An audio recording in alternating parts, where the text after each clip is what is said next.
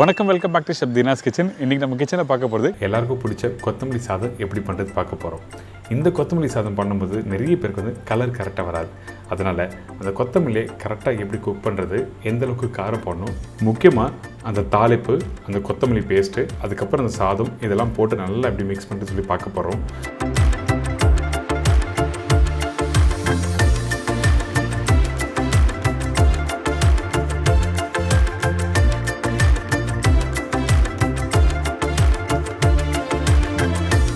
இந்த கொத்தமல்லி சாதத்துக்கு துவரம்பருப்பு துவையல், அதாவது பருப்பு துவையல், இந்த பருப்பு துவையலும் சேர்த்து எப்படி குக் பண்ணுறது சொல்லி பார்க்க போகிறோம்.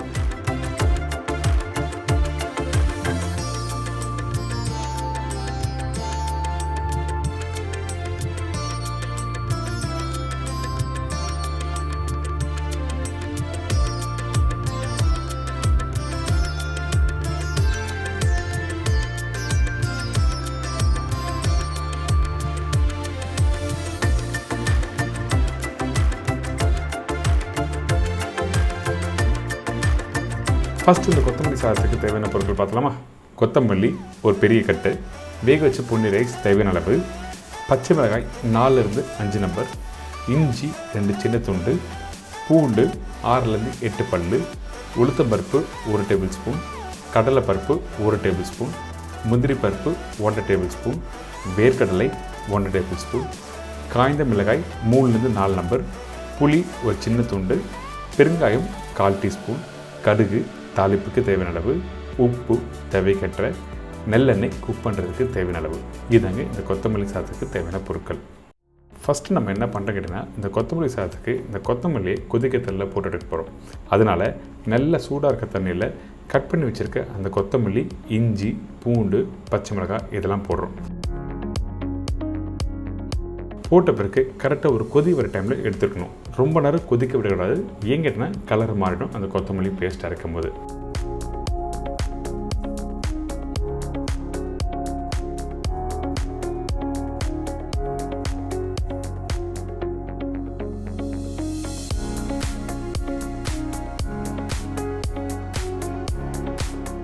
ஜஸ்ட் ஒரு கொதி வந்த உடனே இந்த மாதிரி பச்சை தண்ணியில் எடுத்து போட்டுருங்க. இந்த மாதிரி பண்ணும்போது என்ன கேட்டிங்கன்னா, அந்த கொத்தமல்லி சாதம் நல்லா க்ரீனிஷ் கலர் இருக்கும். அதனால தான் பிளான்ச் பண்ணி முடித்த உடனே கோல்டு வாட்டரில் போடணும்னு சொல்கிறேன். பார்த்தீங்களா, நல்ல க்ரீனிஷ் கலர் இருக்குல்ல. இப்போ நம்ம என்ன பண்ணுறோன்னா, இதை அப்படியே அரைக்க போகிறோம்.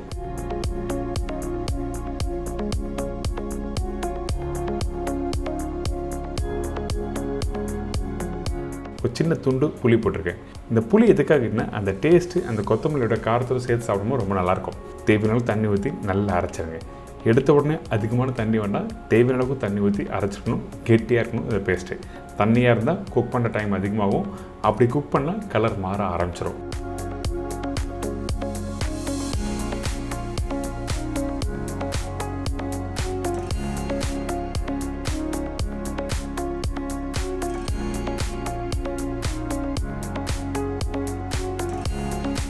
இதுக்கு பிறகு தாளிப்பு போட்டு அந்த கொத்தமல்லி பேஸ்ட்டு போட்டு மிக்ஸ் பண்ணி ரைஸோடு மிக்ஸ் பண்ண போகிறோம்.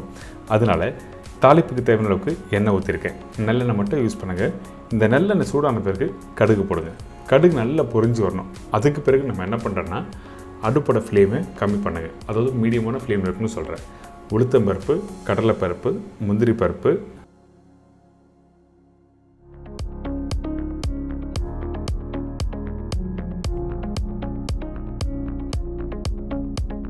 வேர்க்கடலை, காஞ்ச மிளகாய், பச்சை கருவேப்பிலை இதெல்லாம் போட்ட பிறகு மீடியமான ஃப்ளேம் வச்சு நல்லா வறுத்துருங்க.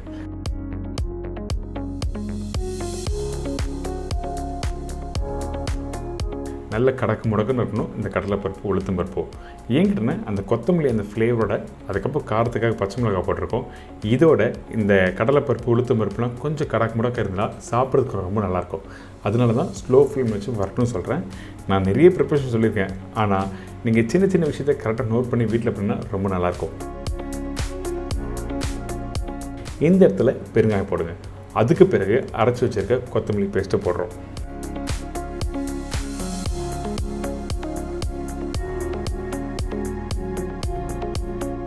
அதே டைமில் தேவையான அளவுக்கு உப்பு போடுறோம். உப்பு கரெக்டாக போட்டுக்கணும், ரொம்ப இம்பார்ட்டன்ட். சில பேர் உப்பு ஒரு கல் கம்மியாக போட்டு சாப்பிடுவாங்க. அப்படி சாப்பிடும்போது என்ன பண்ணால் கரெக்டாக அந்த காரம், அந்த டேஸ்ட் எக்ஸாக்டாக என்ன வருது சொல்லி தெரியாது. அதனால் தேவையான உப்பு போட்டு நல்லா குக் பண்ணுங்கள். குக் பண்ணுறது அதிகபட்சம் ஒரு 2லேருந்து 3 நிமிஷம் குக் பண்ணால் போதும். ரொம்ப நேரம் குக் பண்ண வேண்டாம். ஏன் கேட்டிங்கன்னா ஆல்ரெடி கொதிக்கிற தண்ணியில் போட்டு தான் எடுத்துருக்கோம். இப்போ இந்த மசாலாவும் ரெடி ஆகிடுச்சு. வேக வச்ச இந்த சாதத்தை இதில் போட்டு நல்லா மிக்ஸ் பண்ணுறோம்.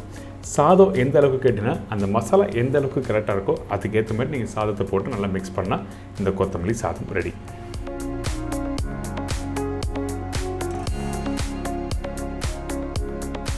நீங்கள் இந்த ப்ரிப்ரேஷன் வீட்டில் பண்ணிவிட்டு டிஃபன் பாக்ஸில் போட்டு எடுத்து போய்ட்டு லஞ்சு சாப்பிட்டு பாருங்களேன், அந்தளவுக்கு பிரமாதமாக இருக்கும். உங்கள் பக்கத்தில் இருக்க டேபிள் இருக்கவங்க என்ன சாதம் சூப்பராக இருக்குது பார்க்குறதுக்கு அப்படின்னு சொல்லிட்டு விரும்பி வாங்கி சாப்பிடுவாங்க.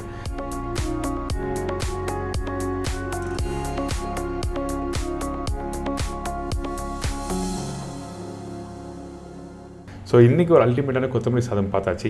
இதோட துவரம்பருப்பு துவையல் எப்படி பண்ணுறது பார்க்க போகலாம். அதுக்கு முன்னாடி நம்ம சேனலில் நிறைய பேர் வீடியோ பார்த்து வீட்டில் ட்ரை பண்ணுற சொல்கிறாங்க. இதுலேயும் இன்னும் கொஞ்சம் டவுட் எதுனா இருந்ததுன்னா நீங்கள் நேராக கூகுள் போங்க. கூகுளில் போய்ட்டு www.chefdeenacooks.com டைப் பண்ணுங்கள். என்னோடய வெப்சைட் ஓப்பன் ஆகும். உங்களுக்கு தேவையான ரெசிபியை நீங்கள் டைப் பண்ணினா ஃபோட்டோ ப்ளஸ் எக்ஸ்ப்ளனேஷனும் உங்களுக்கு தெளிவாக கொடுத்துருப்பேன். துவரம்பருப்பு துவையல் தேவையான பொருட்கள்: துவரம்பருப்பு 200 கிராம், காய்ந்த மிளகாய் 10லேருந்து 15 நம்பர், பூண்டு 10லேருந்து 15 நம்பர், புளி ஒரு சின்ன துண்டு, பெருங்காயம் 1/2 டீஸ்பூன், கருவேப்பிலை தேவையான அளவு, கடுகு தாளிப்புக்கு தேவையான அளவு, உப்பு தேவைக்கேற்ற, நெல்லெண்ணெய் குக் பண்ணுறதுக்கு தேவையான அளவு. இதுங்க துவரம்பருப்பு துவையலுக்கு தேவையான பொருட்கள்.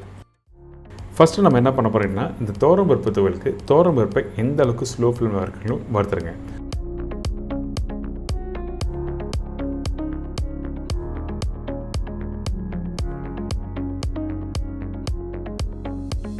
பூண்டு,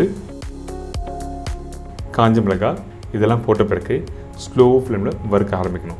ஹை ஃப்ளேமில் வச்சு வறுத்திங்கன்னா அந்த துவரம்பருப்பு கலர் மாறும், ஆனால் அந்த பூண்டு வேகாது. அதனால தான் நம்ம என்ன பண்ணுறோன்னா எந்த அளவுக்கு உங்களோட அடுப்பை ஸ்லோவாக வச்சு வறுக்க முடியுமோ அந்த அளவுக்கு ஸ்லோவாக வச்சு வறுத்துருங்க. அதுக்கு பிறகு பச்சை கருவேப்பிலை போட்டிருக்கோம்.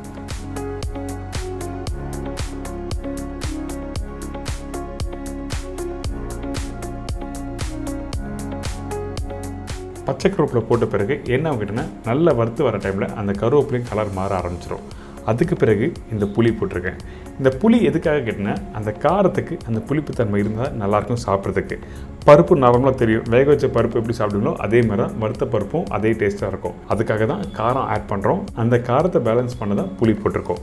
இதுக்கப்புறம் உப்பு போட்டிருக்கேன்.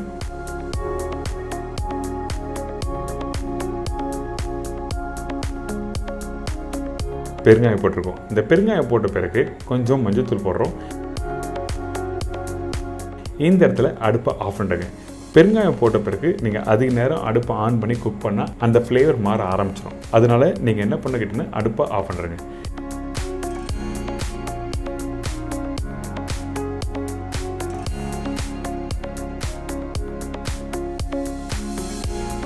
இதுக்கப்புறம் இந்த துவரம்பருப்பு காஞ்ச மிளகாய் எல்லாத்தையும் ஒரு பவுலில் அப்படியே மாற்றிடணும். சூடு ஆறட்டும் சொல்லி வச்சிடணும்.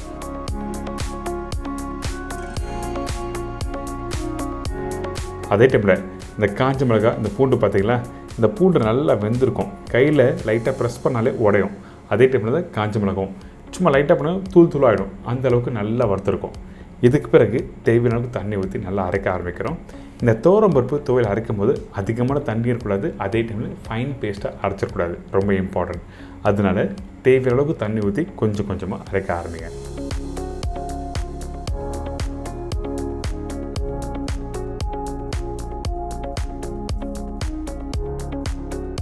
இதுக்கு பிறகு தேவையான அளவுக்கு உப்பு போட்டு திருப்பி கொஞ்சம் தண்ணி ஊற்றி நல்லா கெட்டி அரைச்சிருங்க.